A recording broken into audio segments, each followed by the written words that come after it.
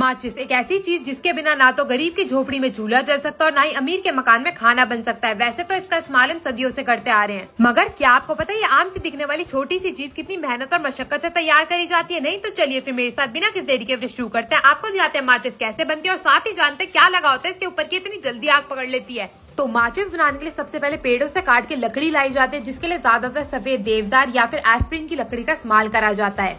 और फिर इन्हें बड़ी सी आरी वाली मशीन से काट काट के इनके छोटे छोटे टुकड़े करके रख लिए जाते हैं। आप यहाँ पे देख सकते हैं, यहाँ पे देवदार की लकड़ी का इस्तेमाल करा जा रहा है, जिसके छोटे छोटे बॉक्स काट काट के रखे जा रहे हैं। लकड़ियों के छोटे छोटे टुकड़े काट लेने के बाद इनकी बारी आती है इनका छिलका उतारने की। तो जितना भी बाहर का छिलका होता है उसे उतार के अलग कर लिया जाता है और जो अंदर की सफेद नई लकड़ी होती है उसका इस्तेमाल करा जाता है। अब एक एक करके इन बॉक्स वाली लकड़ियों को लिया जाएगा और इन्हें डाला जाएगा बड़ी सी रोलर वाली मशीन के अंदर। इस मशीन के द्वारा इनकी पतली पतली लंबी लंबी शीटें करी जाएंगी, मतलब इसे बिल्कुल बढ़िया तरीके से पील कर लिया जाता है। आप यहाँ पे देख सकते हैं पेपर जैसी इसकी शीटें बन के तैयार हो जाती है और एक एक करके इन सारी शीटों को जोड़ के रख लिया जाता है। अब ये जितनी भी पील निकल के तैयार हुई थी, बारी आती है इसको बिल्कुल बारीक काटने के लिए। तो उसके लिए सबसे पहले एक लंबी सी मशीन के बाहर लगा दिया जाता है, आप यहाँ देख सकते हैं। और ये जो बचे कुछ टुकड़े होते हैं ना पहली वाली थान के, उन्हें भी काट के अलग कर लिया जाता है और फिर इसे मशीन में आगे की ओर डाल दिया जाता है। साइड से इसका जो हैंडल है वो घुमाया जाता है और फिर ये जो आगे की तरफ आप ये छोटे छोटे टुकड़े देख रहे हैं, ये होती है वेस्टेज, जिसे निकाल के अलग कर लिया जाता है और फिर मशीन को बिल्कुल अच्छे से फिट कर दिया जाता है। अब इस तेज धार वाली मशीन की मदद से सारी की सारी जो पील करी हुई लकड़ी की शीटें थी वो तिल्लियों में तब्दील हो जाएंगी। मैं आपको बता दूं इस मशीन के द्वारा 1 मिनट में 10,000 तिल्लियां बनाई जाती है और हमारे देश में जितनी खपत है ना माचिस की भैया, उसके हिसाब से तो 10,000 भी बहुत ही कम है। अब जैसे जैसे तिल्लियां निकलती जाएंगी फिर इन्हें धूप में सुखाने के लिए रख दिया जाएगा, क्योंकि यहाँ पे जो लकड़ी होती है ना अंदर की वो थोड़ी सी गीली होती है और यहाँ पे तिल्लियों को जो सुखाना है ना वो बहुत ज्यादा जरूरी है। तो इन्हें पैरों से बिल्कुल बढ़िया तरीके से फैला के ऐसी धूप में छोड़ दिया जाएगा 1 दिन के लिए। इसके बाद बारी आ गई स्प्लिंट ट्रीटमेंट की, जिसमें बड़े से इंजन में जो खोखली लकड़ी के टुकड़े थे ना उसे डाल के हमारी लकड़ियों को कार्बोनेट करा जाएगा, जिसका मतलब है बिना हवा के उन्हें दोबारा से पकाया जाएगा ताकि जो लकड़ियां है ना वो सॉलिड हो सके। तो यहाँ पे जो है हमारी सूखी हुई तिल्लियां आ चुकी है, बोरा भर के इन्हें रख लिया जाता है और उसके बाद जितनी भी ये तिल्लियां इसे डाला जाएगा इस बड़ी सी मशीन में।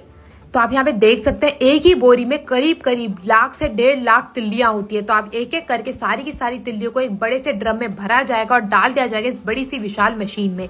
इसमें छोटे छोटे छेद लगे होते हैं ताकि ये जो तिल्ली है ना वो नीचे की ओर से छन के आती रहे और ऊपर जितनी भी मोटी फंसी सीखें थी वो अलग हो सके। अब ये जाएंगे एक बड़े से रोलर मशीन में। इस मशीन का काम होता है इन्हें सॉलिड करने का, मतलब कि इन्हें ठोस करने का। इस मशीन में बिना कार्बोनेट के इन्हें पकाया जाता है। उसके बाद ये कन्वेयर बेल्ट की मदद से आगे की ओर आ जाती हैं। कन्वेयर बेल्ट में अच्छे से ठोस होने के बाद ये आगे की ओर आती जाती है। इस मशीन का कार्यक्रम होता है इसमें जितनी भी फंसी हुई छोटी मोटी सीखें हैं, तिल्लियां हैं, उन्हें अलग करने का और जितनी भी अच्छी तिल्लियां हैं ये मशीन उन्हें आगे की ओर भेज देती है, जहाँ पे एक बड़े से ड्रम की मदद से और छोटे छोटे पाइपों की मदद से बिल्कुल व्यवस्थित होकर आगे की ओर बढ़ती जाती है। और इस मशीन द्वारा इन्हें प्रेशर देके उल्टी बेल्ट पे टिकाया जाता है ताकि इन पे वैक्स लगाने का कार्यक्रम जो है वो आसान हो सके। आप यहाँ पे देख सकते हैं सारी की सारी जो सीखें इन्हें उल्टा करके लगा दिया गया। अब एक एक करके इन्हें केमिकल वाले घोल में भिगोया जाएगा, जिसमें होता है अमोनिया फॉस्फेट, जो कि बनाता है और भी ज्यादा स्ट्रॉन्ग सारी की सारी सीखों को। उसके बाद इन्हें पैराफिन वैक्स में भिगोया जाता है जो कि गर्म रहती है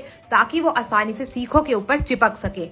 पैराफिन वैक्स जो होती है वो जिलेटिन, फास्फोरस और पोटेशियम क्लोराइड से बनती है। इसी की मदद से सारी की सारी जो सीखें हैं ना वो इतनी जल्दी आग पकड़ लेती हैं। तो यहाँ पे अच्छे से सीखों को वैक्स में डुबोने के बाद इन्हें एक रोलर वाली मशीन से घुमाया जाता है ताकि जो वैक्स है वो ठंडी हो सके और सीखें भी बिल्कुल अच्छे से उन्हें अपने अंदर ग्राइंड कर सके। और जैसी सारी की सारी सीखें सूख के तैयार हो जाती है इन्हें भर लिया जाता है एक बड़ी सी बोरी में। तो यहाँ पे जो हमारी माचिस की तिल्लियां बन के तैयार हो गई, बारी आती है पैकिंग की। तो पैकिंग के लिए सबसे पहले जो अंदर वाले डिब्बे होते हैं वो लिए जाते हैं और इसी मशीन के ऊपर डाल दिए जाते हैं। अब इस मशीन से एक और से डिब्बे आगे बढ़ते रहेंगे और यहाँ पे बारी आगे तिल्लियों की। तो तिल्लियों को भी इस मशीन द्वारा ही काउंट करके आगे की ओर भेजा जाता है कन्वेयर बेल्ट की मदद से। तो आप यहाँ पे देख सकते हैं अब एक और से सीखें आती रहेंगी और नीचे की ओर से जो डिब्बी है उसके अंदर सीखें गिरती रहेंगी। और ये बारी आ गई अब आउटर कवरेज की। तो आउटर कवरेज की जो पैकेजिंग होती है उसको भी डाल दिया जाता है। अब एक और से सीखें भरी अंदर की डिब्बी और एक और से जो बाहर वाली डिब्बी है वो आती रहेगी। अब सीख वाली डिब्बी को बाहर वाली डिब्बी के अंदर डाल दिया जाएगा मशीन द्वारा ही, और मशीन द्वारा उन्हें पैक करके जो ये हमारी माचिस की डिब्बियां हैं